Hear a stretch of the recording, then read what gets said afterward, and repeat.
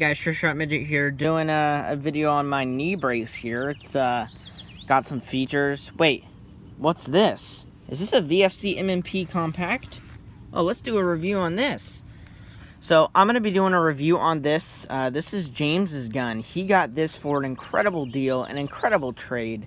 So I'm going to do a review on it. Now, if you guys have been subscribed to me for a little while, you should know that I had a VFC full-size M&P that I got to take a look at. And unfortunately, it broke. The hammer broke. The hammer is the weakest spot on, like, Glocks. And these use somewhat similar Glock hammers. And actually, I think they're compatible with some Glock hammers. So I'm going to be reviewing this. I'm going to shoot it. I'm going to chrono it. Now, the old one that I had was tan, and it was the full size, and it is broken. If anybody wants it, it's for sale for $85 shipped. All it needs is a hammer, and it will be disassembled, ready to put a hammer in, and then assemble it. Other than that, it is fully functional, and it's in pretty good condition, too. So, this is too. But I don't think this is for sale. If you want to buy it, offer, but don't lowball, just because they got a good deal on it. Okay, so, basically, let's go over the pistol itself. I'm going to go fast on this one, because this is so similar to the original one. This is the compact one, so it's the small. You have a plastic frame, so it's very light. You have a magazine catch on the left side. You have a trigger safety, so if you pull the top portion, it will not fire. Let me show you that. See, if you pull the top portion, it won't fire. You have to pull the bottom portion, too. So that's somewhat cool, I guess. I'm not a fan of those. It's got a tiny rail on the front if you want to try to mount a flashlight. The slide on here is metal. It says stainless, M&P9C, and the Smith & Wesson logo. Smith & Wesson logo on the grip on both sides.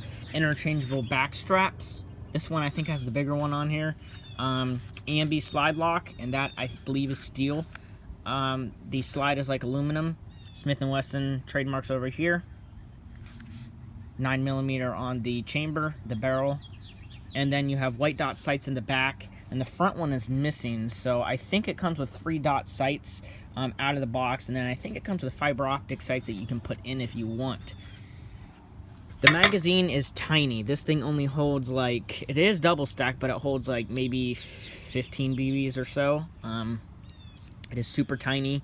The gas reservoir is tiny, so you're not going to get the best gas efficiency out of this. Plus, it's 35 degrees out here right now.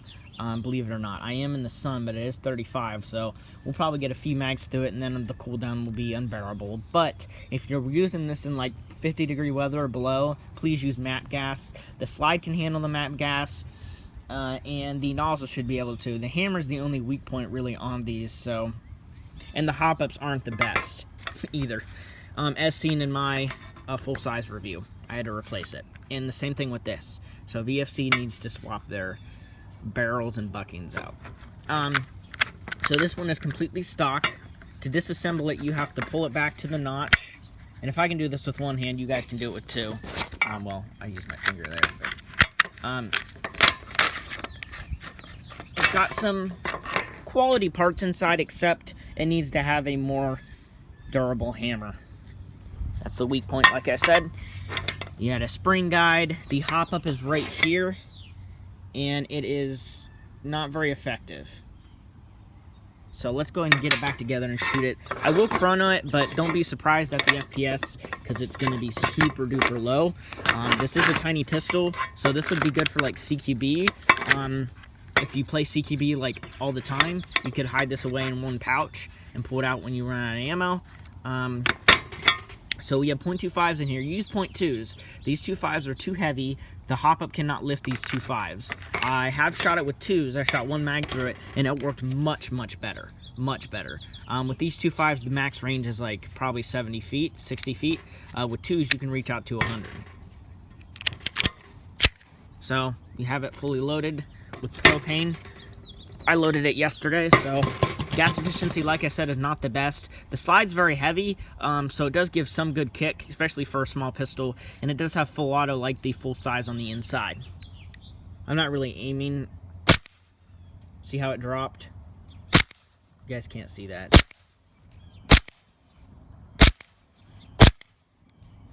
But I mean, if you're point blank someone...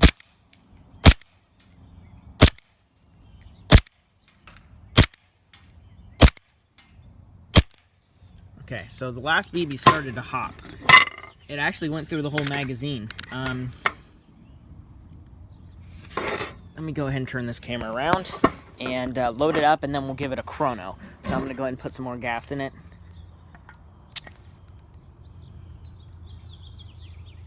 The magazine also has some trademarks on it. It says Smith & Wesson and has the logo.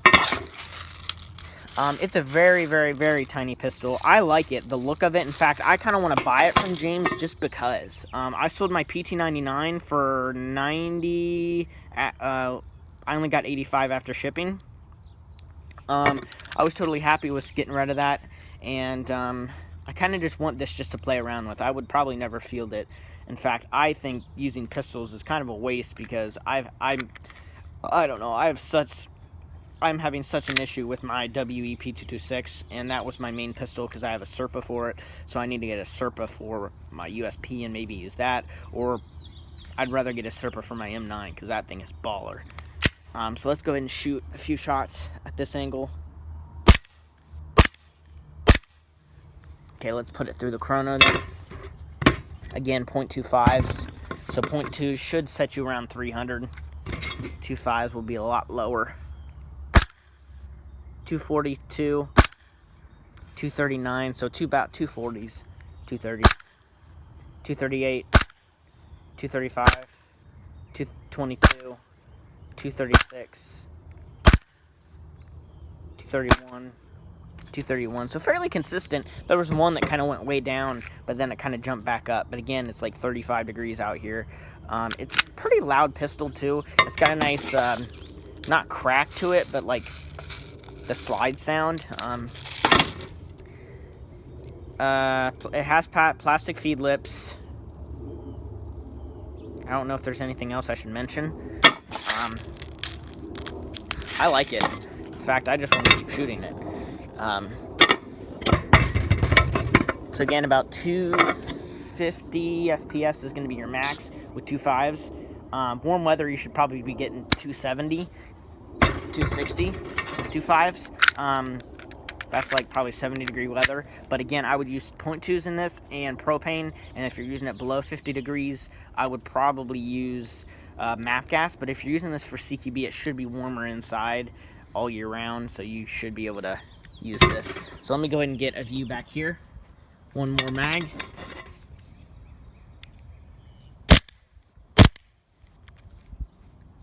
Cycled all the way.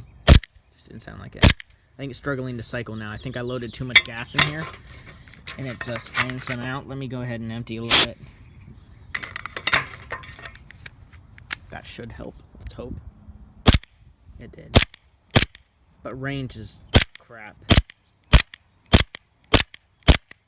It's still cycling, but didn't have enough to lock it back. But again, it's 35 degrees out here. It is freezing out here. So, thanks for watching, guys. If you have any questions, comment below.